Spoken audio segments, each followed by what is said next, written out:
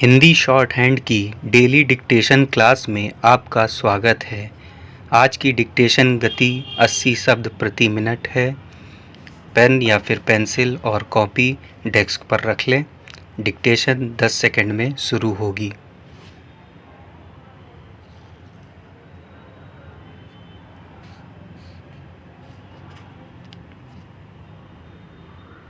Start. अध्यक्ष महोदय, भारतीय समाज की संरचना विश्व में सबसे जटिल है। उसके साथ ही भारतीय समाज को एक लंबे समय तक साम्राज्यवादी शासन के चंगुल में रहना पड़ा। इसलिए समाज के बहुत से वर्ग विकास की प्रक्रिया में पीछे रह गए। इन वर्गों में अपनी स्थिति के प्रति उदासीनता की भावना गहरे तक व्याप्त हो गई।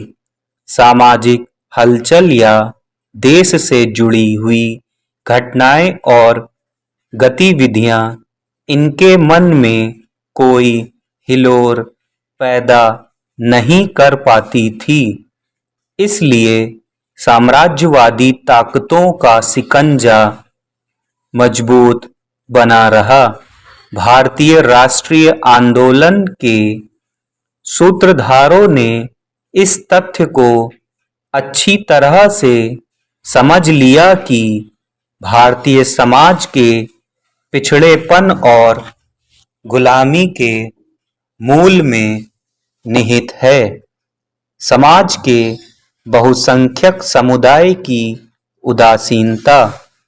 बहुसंख्यक समुदाय में विद्यमान जड़ता और उदासीनता को नष्ट करने के लिए राष्ट्रीय आंदोलन ने उन तमाम मान्यताओं और परंपराओं पर आक्रमण करना शुरू किया जो जड़ता और उदासीनता को मजबूत बनाती थी।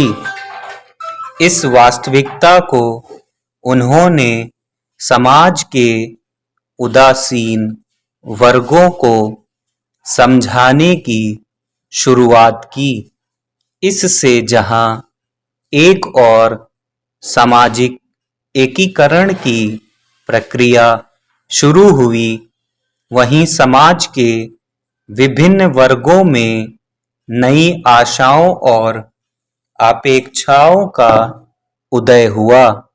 वे राष्ट्रीय आंदोलन की मुख्य धारा के हिस्से बने, जिसकी परिणति राजनैतिक स्वतंत्रता में हुई।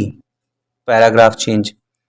संयोग से जो राष्ट्रीय आंदोलन के कर्णधार थे, उनमें से लगभग अधिकांश आधुनिक भारत के संविधान निर्माता भी बने।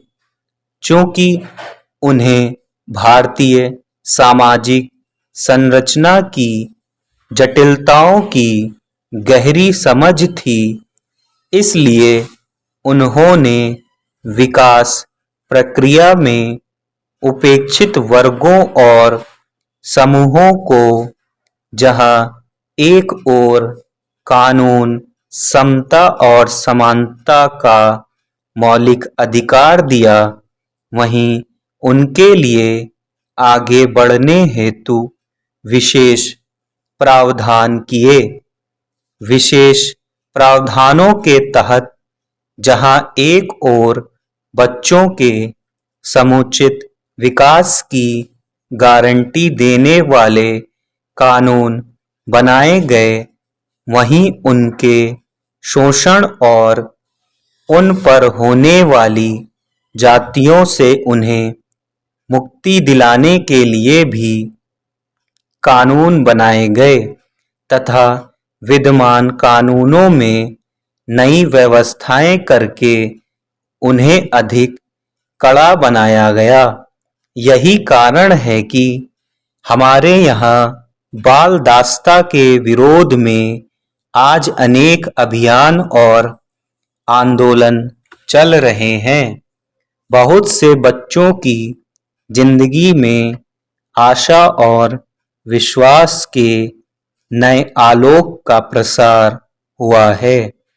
समाज में दायित्व बोध की भावना भी धीरे धीरे विकसित हो रही है। महिलाएं भी देश की आधी जनसंख्या होने के बावजूद विकास प्रक्रिया के सीमांत पर थी।